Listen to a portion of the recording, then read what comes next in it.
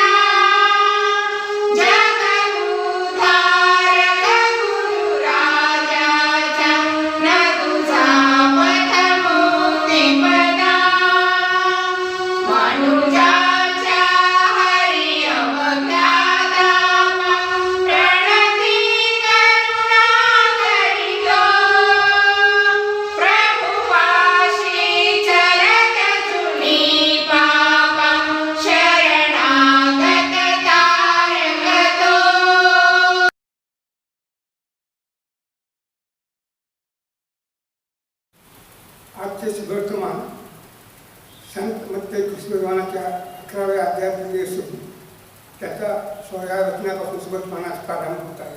हे ईश्वरा तुझा गौरव असो. या पिढीला मी कोणाची उपमा देऊ, जी मुले बाजारात बसून आपल्या सोबत्यांना हाक मारून म्हणतात, तुम्ही आमच्यासाठी, आम्ही तुमच्यासाठी पावा बाजूला तरी तुम्ही नाचला नाही, आम्ही आक्रोश केला तरी तुम्ही उलबडवून घेतले नाही. त्याच्यासाठी ही पिढी आहे. कारण योहान खाटपीठ आला नाही तर त्याला भूक लागले असे ते म्हणतात. मनुष्याचा पुत्र खाटपीठ आला तर त्याच्याविषयी म्हणतात, पहा हा खादार व दारूबाज मनुष्य, लेखादारासारखा व पापी देवाचा मित्र, परंतु ज्ञान आपला कृत्याच्या योगे नाही ठरते. पश्चाताप न करणाऱ्या शहराविषयी काढलेले दुष्कार. नंतर ज्या ज्या नगरामध्ये त्यांची पराक्रमाची बहुतेक कृत्ये घडली होती त्यांनी पश्चाताप केला नाही म्हणून त्यांना प्रवासा दोष देऊ लागला. हे खुर्दगिना, तुझी केवढी दुर्दशा होणार, हे बेतशेबा तुझी केवढी दुर्दशा होणार. कारण तुम्हामध्ये जो पराक्रमाची कृत्य घडली ती सोर व सिदोन यात घडली असती तर त्यांनी मागे गोंटात व राग अंगावर घेऊन पश्चाताप केला असता. पण मी तुम्हाला सांगतो की न्यायाच्या दिवशी सोर व सिदोन यांना तुमच्यापेक्षा सोपे जाईल. हे कथुना, तू आकाशापर्यंत चढवले जाशील काय, तू अधोलोकापर्यंत उतरशील. कारण तुझ्यामध्ये जी पराक्रमाची कृत्य घडली ती सदोमात घडली असती तर ते आजपर्यंत राहिले असते. पण मी तुम्हाला सांगतो की न्यायाच्या दिवशी सदोमात तुझ्यापेक्षा सोपी जाईल. एक ख्रिस्ताची स्मृतमान, एक ख्रिस्ताची उपकार स्तुती असो. आजच्या संदेशाकडे जाण्याच्या पूर्वी आपण एक प्रार्थना करूया की आमच्या देवमय स्वर्गीय देवबापा, पुन्हा एकदा आम्ही तुझ्या दयासनासमोर येतो याकरता की तुझी वाणी आमच्या जीवाकरता लाभदायक करावी आणि बोलत असताना तू आपली कृपा माझ्यावर पुरावीस, जेणेकरून पवित्र प्रभू तुझ्या वचनातून बोलत असताना सर्व प्रकारचे चांगले शब्द आणि योग्य विचार माझ्याकडून निघावेत असं प्रभू दे. तुझ्या पवित्र आत्म्याच्याद्वारे तू आम्हाला चालव ही विनंती करतो. येशू ख्रिस्त आमचा प्रभू याच्याद्वारे मागतो म्हणून जाईल. आम्ही आजच्या संदेशाकडे जात असताना आजच्या संदेशाचा जो मुख्य विचार आहे तो सर्वप्रथम मी आपल्या सर्वांच्या साठी वाचतो. आजच्या संदेशाचा जो मुख्य विचार आहे तो हा की देवाचा संदेश देणाऱ्यांना पुष्कळता उपेक्षा सहन करावी लागते. देवाचा संदेश देणाऱ्यांना पुष्कळता उपेक्षा सहन करावी लागते. आणि या विषयाच्या अंतर्गत आपण या 10व्या मत्त्याच्या 10व्या अध्यायातून 16 ते 17 ही वचन आपण पाहणार आहोत. या ठिकाणी प्रभू येशू ख्रिस्त म्हणाला की या पिढीला मी कोणती उपमा देऊ, या पिढीला मी कोणती उपमा देऊ. आणि मग 17व्या वचनात त्याने जी उपमा दिली त्या उपमेकडे जर आम्ही पाहिलं तर येशू ख्रिस्त म्हणत आहे की आम्ही तुमच्यासाठी पावा वाजवला परंतु तुम्ही नाचला नाही, आणि आम्ही तुमच्यासाठी आक्रोश केला परंतु तुम्ही त्या ठिकाणी आपला ऊर बडवून घेतला नाही.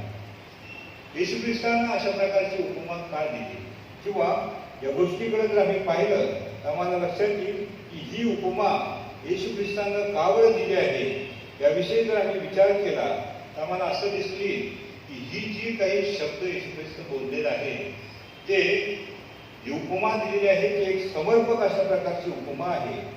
कारण त्या ठिकाणी आम्हाला समर्पक अशा प्रकारची उपमा यासाठी म्हणता येईल कारण ती त्या काळासाठी अचूक अशा प्रकारची होती, अचूक अशा प्रकारची होती. आणि म्हणूनच आम्ही पाहतो की ही उपमा सर्व काळासाठी लागू आहे. कारण आम्हाला हे पाहायला मिळेल की दुसरी बाब जर आम्ही पाहिली तर प्रभू येशू ख्रिस्ताने केलेली जी तुलना आहे ती योग्य अशा प्रकारची तुलना आहे. आणि म्हणून या ठिकाणी आम्ही पाहतो की येशू ख्रिस्त जे काही बोलत होता ते केवळ तिथे उपस्थित असलेल्या लोकांनाच उद्देशून बोलणं असं नाही. आता तिथं उपस्थित असलेल्या लोकांसाठी ते असायचं, परंतु त्याच्या बोलण्यामध्ये इतकं सामर्थ्य किंवा इतकी सत्यता आहे की आम्ही पाहतो की त्या लोकांनाच उद्देशून बोलला नाही, तर प्रत्येक वचन हे युगाच्या अंतापर्यंत त्या ठिकाणी लागू होणारं वचन आहे. आणि म्हणून आम्हाला प्रभू येशू ख्रिस्ताच्या आणि देवाच्या पवित्र वचनामधून आम्हाला हेच पाहायला मिळतं की प्रभू येशू ख्रिस्ताच्या वचनातील प्रखरता, सत्यता आणि सामर्थ्य आणि जिवंतपणा आज आणि इथून पुढे युगानुयुग देखील त्या ठिकाणी मनुष्याला जाणवणारच आहे. त्यामुळे या ठिकाणी मी पाहतो येशू ख्रिस्त म्हणत आहे की आम्ही पावा वाजवला तरी तुम्ही नाचला नाही. पाव्याबद्दल आपण जर विचार केला तर पावा मंजूळ स्वर काढतो.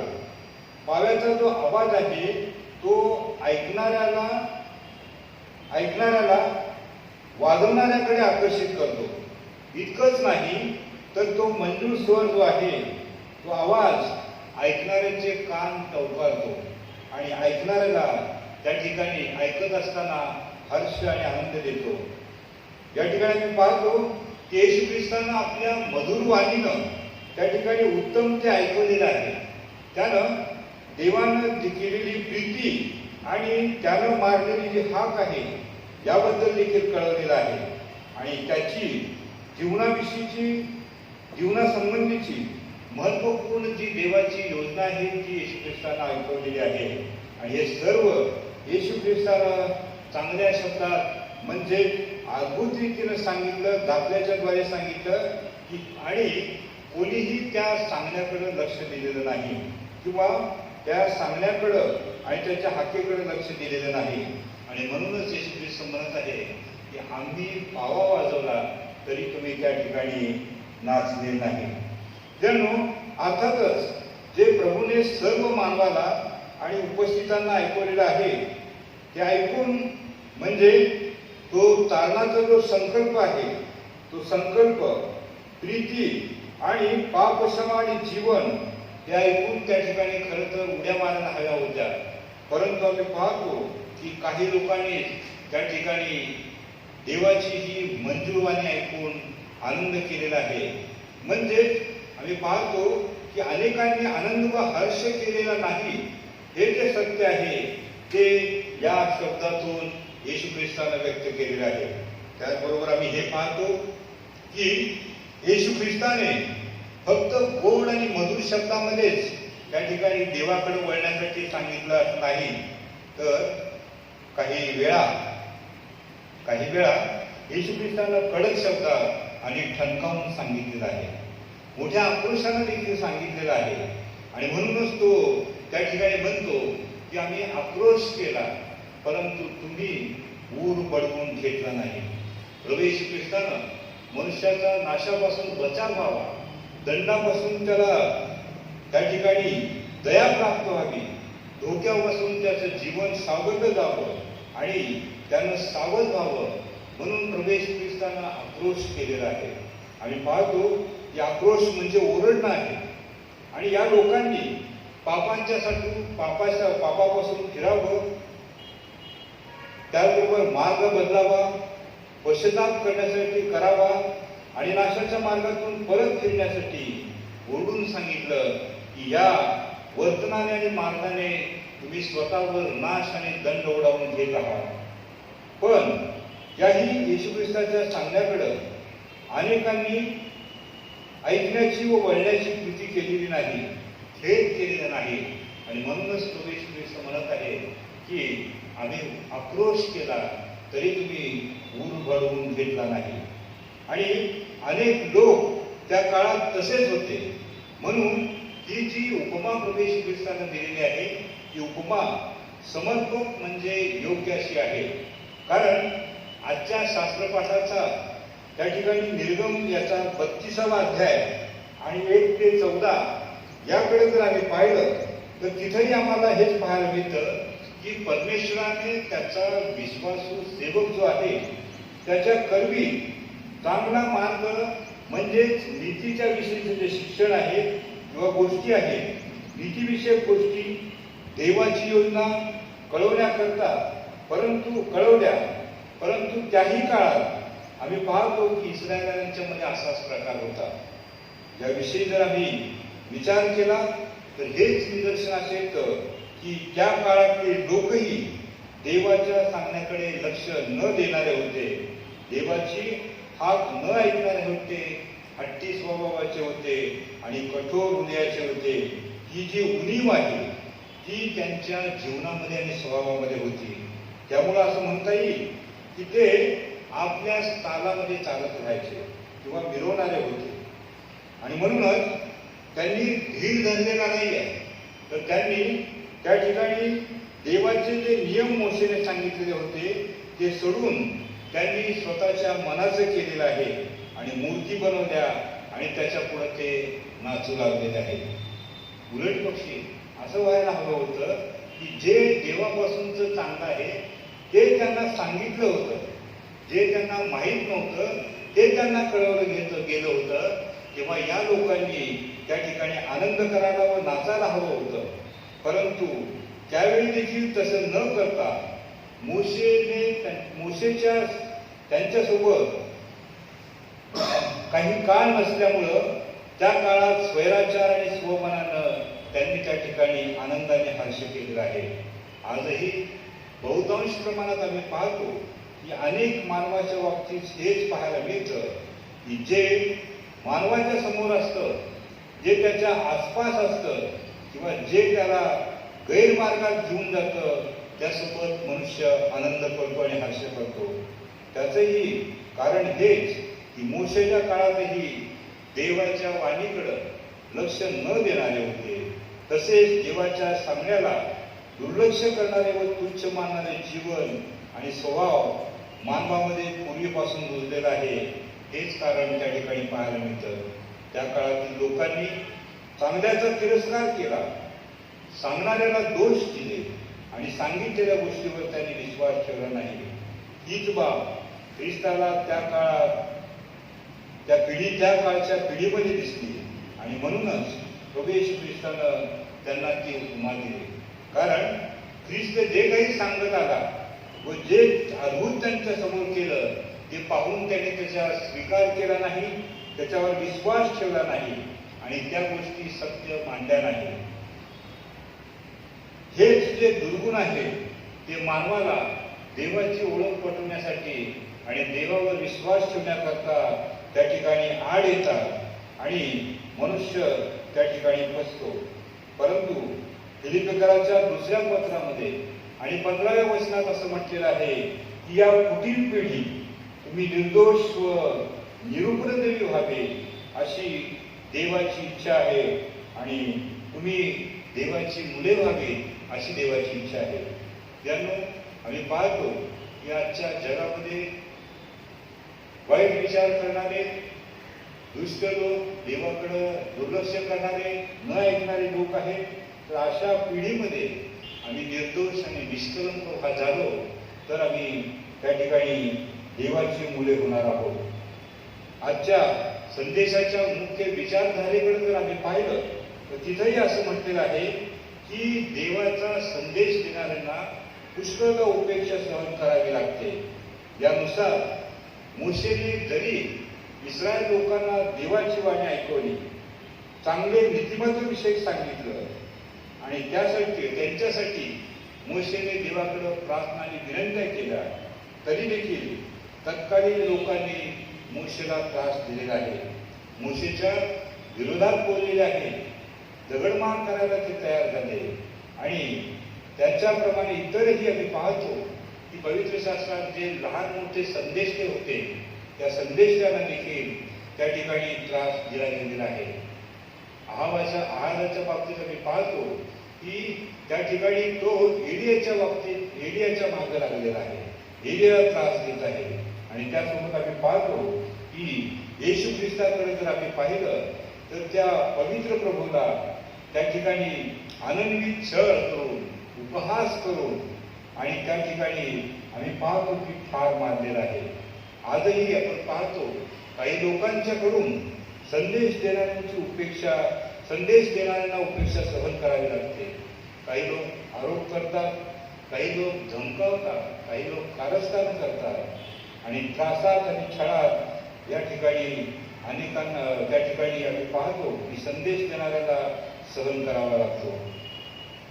येशू ख्रिस्तानं एकदा उघडपणाने असं म्हटलेलं आहे की ही पिढी दुष्ट पिढी आहे. आणि म्हणून आज आम्हाला विचार करण्याची गरज आहे की आम्ही देवाची चांगली पिढी आहोत का दुष्ट पिढी आहोत. आणि म्हणून या ठिकाणी आम्हाला मत्ते 10:40 कडे पाहायला मिळतं की जो तुम्हाला स्वीकारतो तो मला स्वीकारतो आणि जो मला स्वीकारतो तो त्यानं मला पाठवले त्याला स्वीकारतो. म्हणजे संदेशाचा स्वीकार म्हणजे संदेशाचा स्वीकार आहे.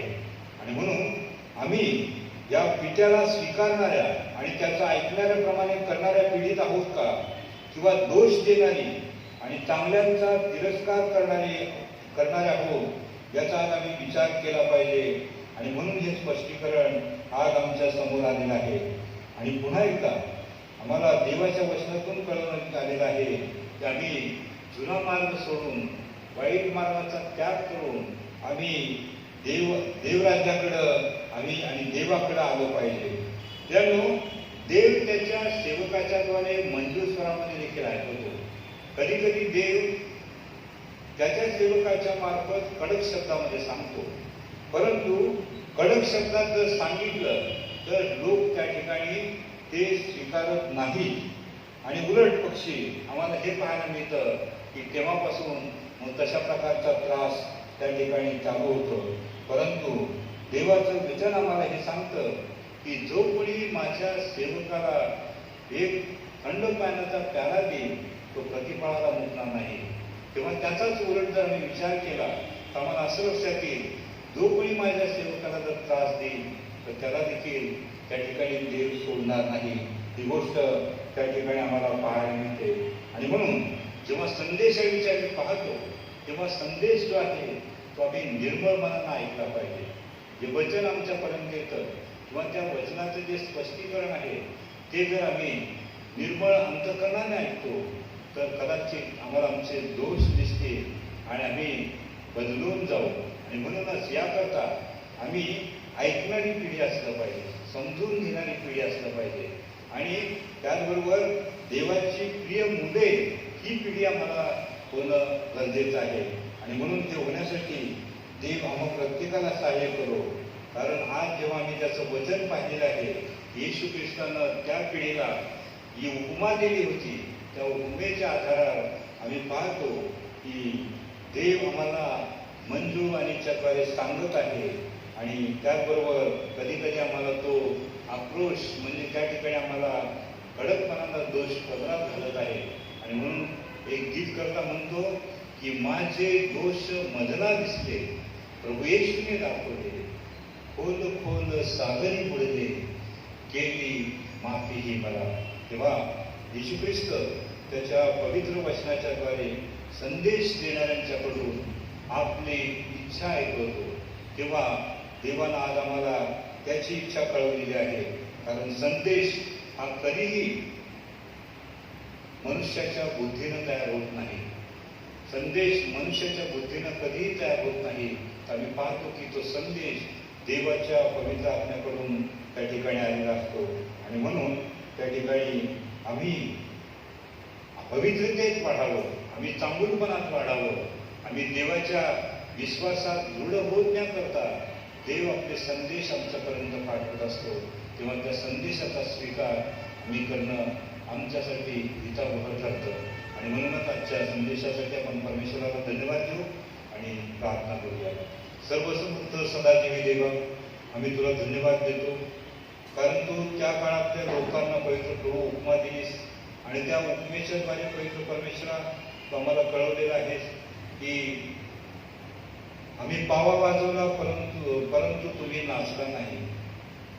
हे देवबापा, जे काही तू आम्हाला चांगलं सांगतोस तेव्हा आम्ही तुझ्या वचनाच्या आकलनाद्वारे आनंद करावा आणि तुझं धर्म शिक्षण आणि नीतिविषयक शिक्षण ऐकून आम्ही त्याचा स्वीकार करून आमचं जीवन आनंदित करावं यासाठी तू आम्हाला सहाय्य कर.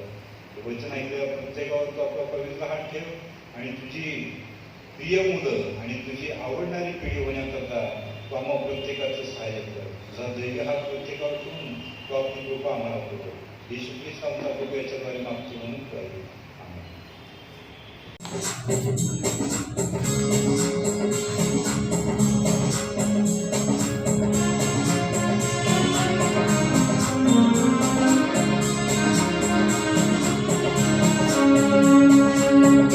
जय जगदीशा जगाला तुझी मात्र आशा जय मंगल धामा जगावर तुझा मात्र प्रेमा जय जगदाधारा जगाला तुझा मात्र धारा जय जय विश्वपते जग हे तुझी वाट बघते तुझी मात्र सेवा करू दे जगामध्ये देवा तुझे राज येओ जगिया सर्व उभा राहो तुलाच वंदन घे अमुचे वैभव तू अवघे तुझ्या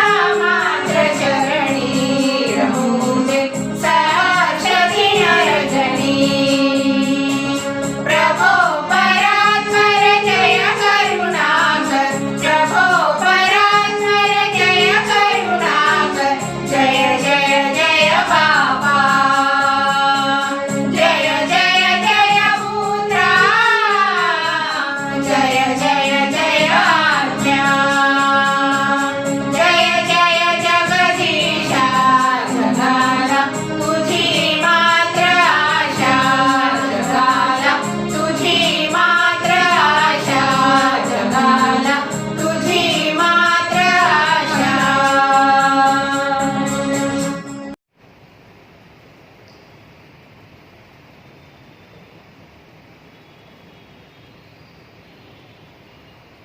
राजांच्या राजा पवित्र परमेश्वरा प्रभू, आम्ही पुन्हा एकदा तुला धन्यवाद देतो की आजच्या या पवित्र दिवशी तू आम्हाला तुझं वचन कळवले आहेस. आणि पवित्र परमेश्वरा, तुझ्या सेवकांच्या बाबतीत पवित्र परमेश्वरा ते देखील तू आम्हाला ऐकवलेलं आहेस की पवित्र प्रभू, तुझ्या सेवकांना आम्ही त्रास देणारे नाही, छळ करणारे नाही, तर पवित्र परमेश्वरा त्यांच्याद्वारे जे वचन येईल ते ऐकणारे असावं, यासाठी आजचा संदेश तो आमच्यापर्यंत पोहोचवलास आम्ही तुला धन्यवाद देतो. पवित्र परमेश्वरा, जे आम्ही ऐकलेलं आहे त्याद्वारे आमची आध्यात्मिक उन्नती होते अशा मी तुला विनंती करतो. त्यासोबत पवित्र परमेश्वरा, आमच्या जीवनातल्या जी कृपा सातत्याने प्राप्त होते आणि विशेष रीतीने आम्ही यावेळेला प्रार्थना करतो की या पृथ्वी तलावर जे काही पवित्र परमेश्वरा आजार आणि संकट आलेलं आहे, त्या संकटातून केवळ तू आणि तूच सोडवणार आहेस. आणि म्हणून अनेक लोक तुझ्याकडे हात पसरत आहेत, तुझा धावा करत आहेत आणि पवित्र परमेश्वरा प्रार्थना करत आहेत. तुझं पवित्र वचन त्या ठिकाणी म्हणतं की मी संकटात असताना परमेश्वराचा धावा केला आणि त्यानं माझी हाक ऐकली. त्याबरोबर पवित्र परमेश्वरा, तुझं वचन आम्हाला आणखीन प्रेरणा देतं आणि विश्वास करण्यासाठी आम्हाला प्रेरित करतं की संकटाच्या काळात तू मला हाक मार, म्हणजे मी तुला उत्तर देईन, मी तुला मुक्त करेन आणि तू माझं गौरव पाहशील. होय पवित्र परमेश्वरा, या तुझ्या मुखातून निघालेल्या हानीदायक वचनावर आम्ही विश्वास ठेवतो आणि प्रार्थना करतो की संपूर्ण रोगराई या जगातून नाहीशी कर. आणि पवित्र परमेश्वरा, प्रत्येकाला पुन्हा एक आरोग्यदायी स्वस्थतेचं चांगलं जीवन तुझ्या दयेनं कृपेनं लाभू दे. त्यासोबत पवित्र प्रभू, आम्ही प्रार्थना करतो की आमच्या मंडळीवर तुझी दया असू दे आणि या मंडळीचं पवित्र परमेश्वरा तू संगोपन कर. त्यांना पवित्र परमेश्वरा, जरी ते तुझ्या मंदिरापासून दूर असले तरी पवित्र परमेश्वरा त्यांना तू तुझ्या सहवासात ठेव. प्रत्येकाच्या अंतःकरणाला तुझी पवित्र वचनं वाचण्याची, त्याचबरोबर प्रार्थना करण्याची आणि घरामध्ये एकत्र बसून प्रार्थना करण्याचं मन प्रत्येकाला लाभू दे, ही आम्ही तुझ्याकडे प्रार्थना विनंती करतो. पवित्र परमेश्वरा, आमच्या नगराला पावसाची गरज आहे, तो पाऊस देखील तू आम्हाला दे, ही देखील आम्ही तुला प्रार्थना विनंती करतो. त्यावेळेला पुन्हा एकदा आम्ही प्रार्थना करतो की पवित्र परमेश्वरा, या दिवसांच्या मध्ये तू आम्हा प्रत्येकाला आणि प्रत्येक परिवाराला तुझ्या सहवासात आणि संयुक्तेत ठेव, हीच आमची विनंती आहे. तुझ्या पवित्र पंगाखाली आम्हाला प्रत्येकाचं संरक्षण कर. येशू ख्रिस्तांचा पवित्राच्या द्वारे मागतो म्हणून करेल. आम्ही सर्वसमर्थ देव आम्हा सर्वांच्या बद्दल देव जो बाप, देव जो पुत्र आणि देव जो पवित्र आत्म्याचा आशीर्वाद आणि त्याची उपस्थिती आम्हा प्रत्येकाच्या प्रभू आता आणि सदा सर्वकाळ असो. आमेन.